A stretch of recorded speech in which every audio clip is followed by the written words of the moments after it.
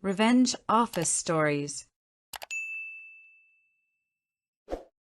They were standing there, my manager of 10 years and the new vice president of Synergy, both with the same smug look on their faces. "Your role is obsolete, Eleanor," the VP said. He pushed a sad little cardboard box across the polished mahogany table. "The industry is moving forward, and we can't be held back by legacy thinking." 20 years. 20 years I'd spent helping build that company from the ground up, and now I was just legacy thinking. They thought they were just cutting dead weight, trimming the budget by getting rid of the highest paid engineer in the department. What they didn't know, what they'd completely forgotten in their arrogant rush to modernize, was that I wasn't just an employee. I was the architect. I held the key to their single biggest client, a key they didn't even know existed. As I walked out of that office for the last time, past all the pitying looks from my younger colleagues, I wasn't thinking about my severance package.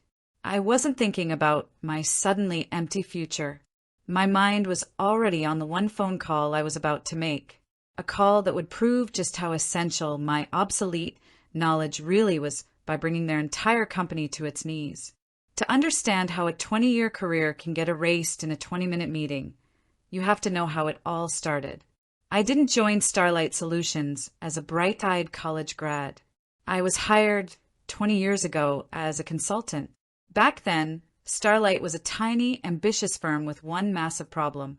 They'd landed a contract with a logistics company called Quantum Leap, but their off-the-shelf software was a joke.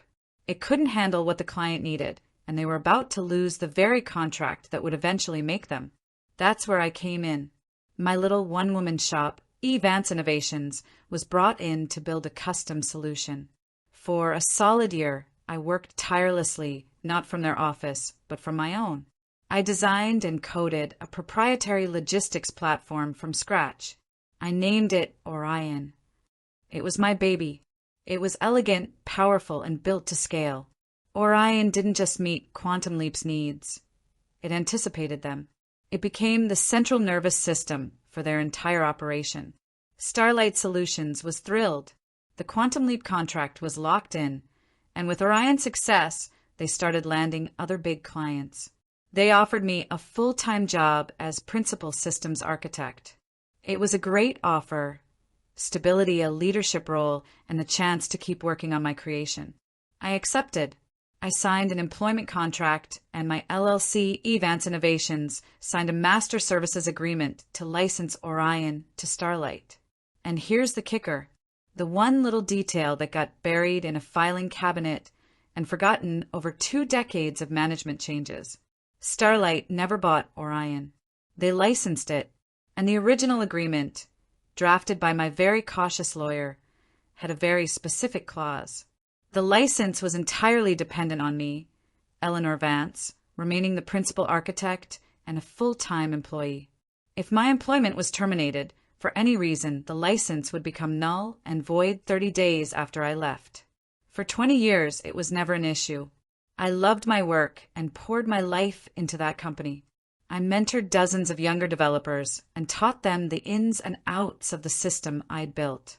I was the one working late nights and weekends to make sure Orion ran perfectly. It was more than code to me, and my relationship with our main client, Quantum Leap, was just as important. I wasn't some faceless vendor to them. I was Eleanor. Their CTO, David Chen, had my personal cell. We'd spent countless hours on the phone brainstorming new features or troubleshooting some issue at 2 a.m. In every sense of the word, I was indispensable. But in today's corporate world, indispensable is often seen as a threat, especially by people who are anything but. The beginning of the end came with a guy named Bryce. He was the new VP of Synergy and Disruption, a title so meaningless it could only have been invented in a boardroom. Bryce was in his early 30s with a slick haircut, a way too expensive watch, and a vocabulary made up entirely of buzzwords. He was always talking about disrupting paradigms, leveraging analytics, and sunsetting legacy frameworks. That last one was his favorite. From his first day, he looked at me and Orion with total contempt. To him, we were relics. He couldn't understand my code, which he called antiquated, and he didn't even try to learn. Why would he, when he could just replace it? His pet project was a flashy, new software suite called Synergy Sphere. It had a pretty interface and a great marketing deck, but I could see its flaws from a mile away. It was a one-size-fits-all solution, completely incapable of handling the mission-critical functions Quantum Leap depended on. I tried to warn him. In meeting after meeting, I laid it all out. Bryce, Quantum Leap's inventory protocols are tied directly into Orion's core logic, I'd explain. Synergy Sphere doesn't have the architecture for their real-time tracking. It'll cause catastrophic failures. He would just give me this condescending, patronizing smile. Eleanor, I appreciate your historical perspective, he'd say, and the way he said historical was dripping with disdain. But we're looking to the future. The client will adapt. We just need to be bold. My manager, Gerald, who'd been there almost as long as I had, used to have my back. But ever since Bryce showed up, Gerald's spine seemed to have been surgically removed. He'd just nod along, his eyes darting between me and his new boss. He saw the writing on the wall and chose his career over loyalty. The final meeting was fast and brutal. Bryce and Gerald called me into the big conference room. That pristine table felt like a judge's bench. Bryce didn't waste any time. Eleanor, we've decided to accelerate the transition to Synergy Sphere, he announced. As part of that realignment, your role as principal architect for the Orion platform is now obsolete. Gerald chimed in, refusing to meet my eyes. It's a redundancy, Eleanor. Purely a business decision. I just stared at them. 20 years. The sleepless nights, the problems I'd solved, the value I'd created, all of it just gone. Erased by a guy who thought a growth strategy was something you found in a PowerPoint. The humiliation was crushing, but it was quickly being replaced by a cold, clarifying anger. Bryce pushed the empty cardboard box toward me. Security will escort you to your desk.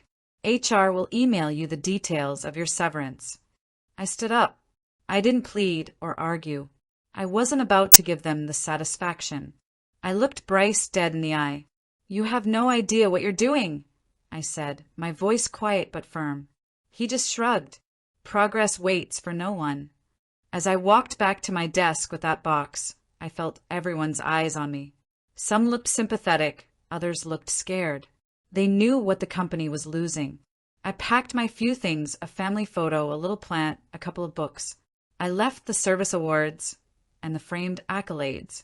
They meant nothing now. As a security guard walked me to the exit, like I was a criminal, I made myself a promise. They called me obsolete. I was about to teach them just how relevant I still was. That first evening was strange. The silence of my home office, which was usually my peaceful sanctuary, felt heavy. For a minute, I panicked. I'm in my 40s, suddenly unemployed, tossed aside because I'm an old-timer. The sheer injustice of it all was sickening. But wallowing in despair is a luxury, and I had work to do. Instead of scrolling through job sites, I opened a locked file drawer in my desk and pulled out a thick, dusty binder. It held the original, signed master services agreement between Starlight Solutions and my LLC from 20 years ago. I also had my employment contract. I spent the next 2 hours reading every single line. And there it was. Section 4, subsection B. License for the Orion software is granted to Starlight Solutions for the duration of Eleanor Vance's tenure as a full-time employee. In the event of the termination of said employment, Starlight Solutions will have a 30-day grace period to cease all use of the Orion software, after which the license is immediately and irrevocably revoked. A slow smile spread across my face. They'd forgotten. In all the corporate shuffles over the years, nobody in legal ever bothered to look at this. They never thought to actually buy the intellectual property their biggest client ran on. They paid my salary, so they just assumed they owned my work. They were so wrong. The next morning, I didn't call a recruiter. I called my lawyer. I walked him through the whole situation. Let me get this straight, he said. and I could hear the baffled amusement in his voice. They fired the one person whose employment contract is the only thing giving them the license to the software that runs their biggest client's entire operation. That's correct, I replied. He actually chuckled. Eleanor, this isn't just an oversight. This is corporate negligence on a level I've rarely seen.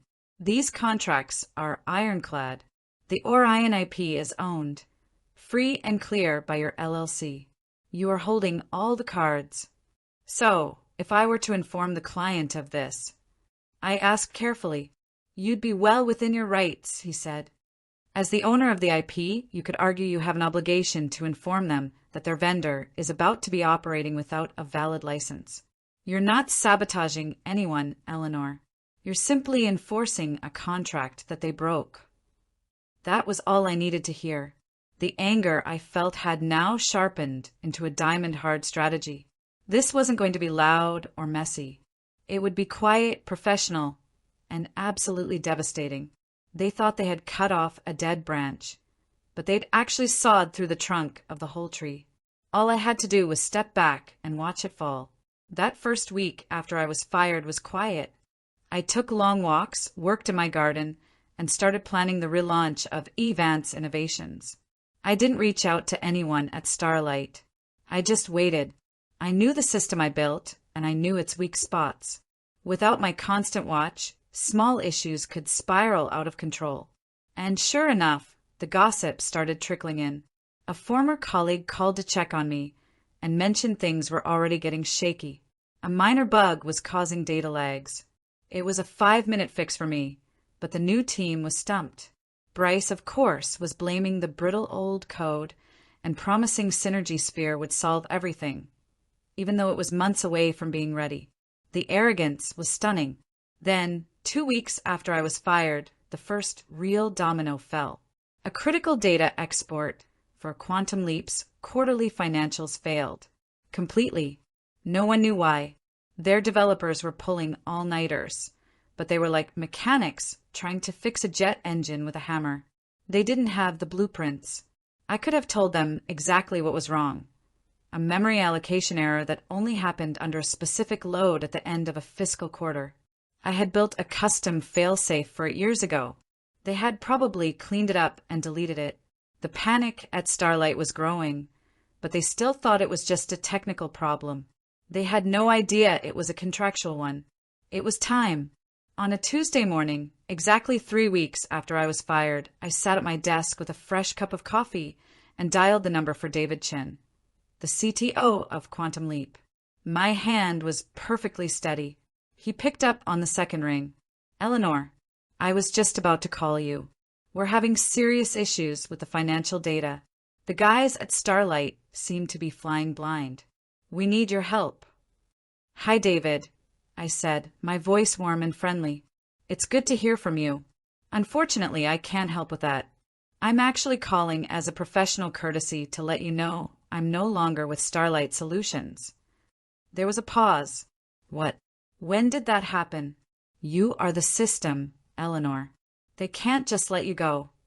Their new management has a different strategic vision, I said, letting the corporate jargon hang in the air. I've decided to relaunch my own consultancy, Advanced Innovations. Well, that's their loss, David said, clearly frustrated. But that still leaves me with a multi-million-dollar problem right now. And there it was, the moment to light the fuse. I understand, David. And that's the other reason I'm calling, I said, my tone shifting to dead serious. As a courtesy, I have to mention something you might want to look into. My departure might have some unforeseen contractual implications for you.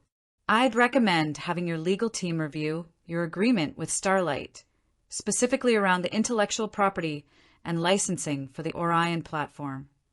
I let the silence stretch. I could almost hear the gears turning in his head. David was a smart guy. He knew what I wasn't saying. Licensing implications, he repeated slowly. What are you talking about, Eleanor? I own the Orion IP, David. My LLC does. Starlight's license to use it was tied directly to my employment, I stated, matter-of-factly. I was fired 3 weeks ago.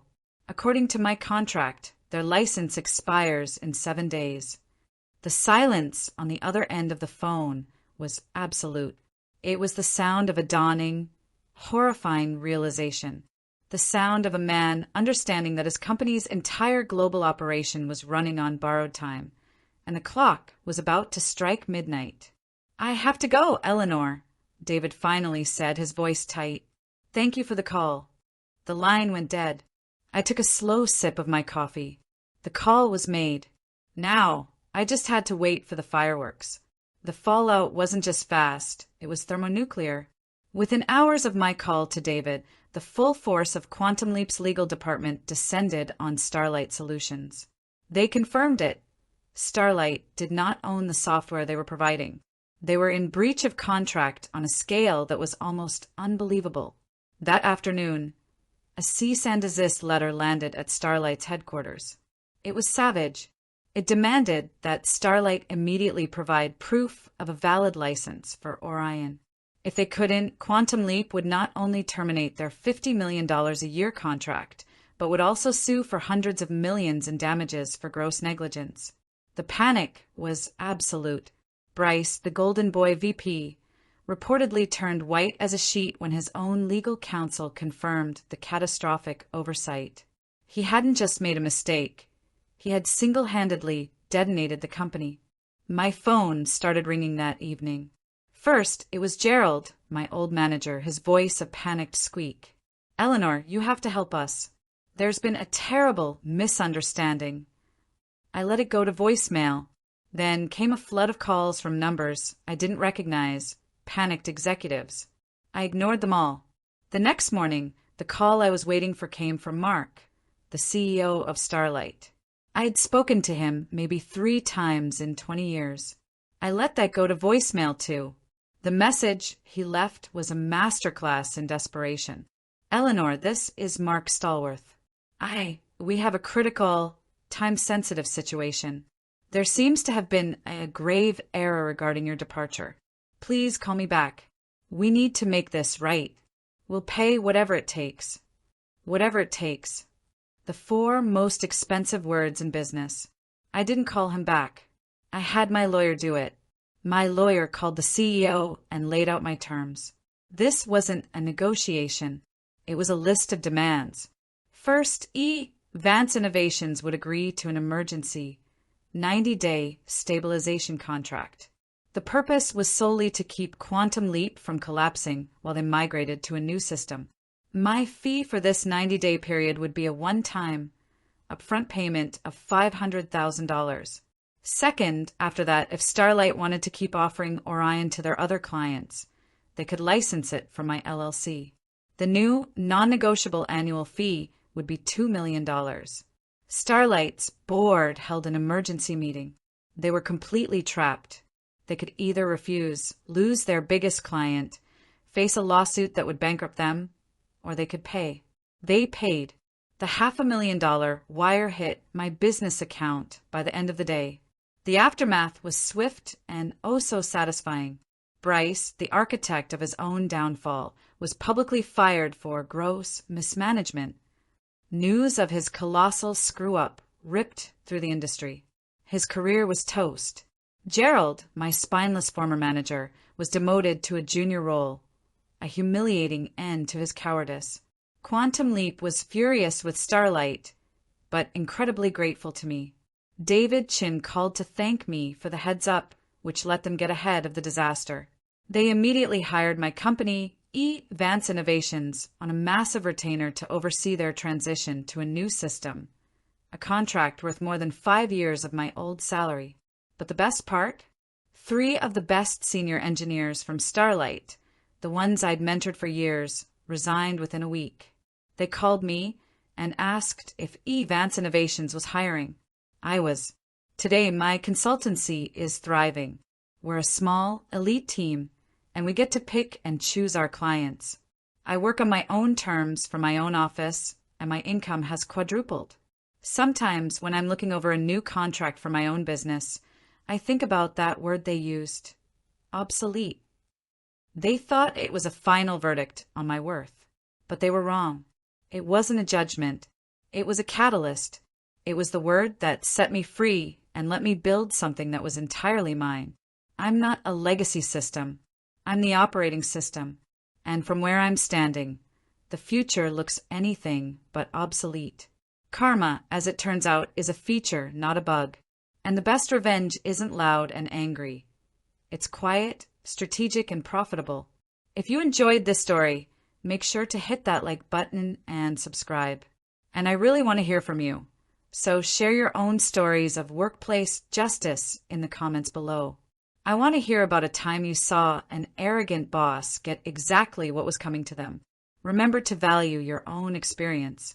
In a world obsessed with what's new, sometimes the most powerful thing you have is the knowledge that's been there all along. Thanks for watching.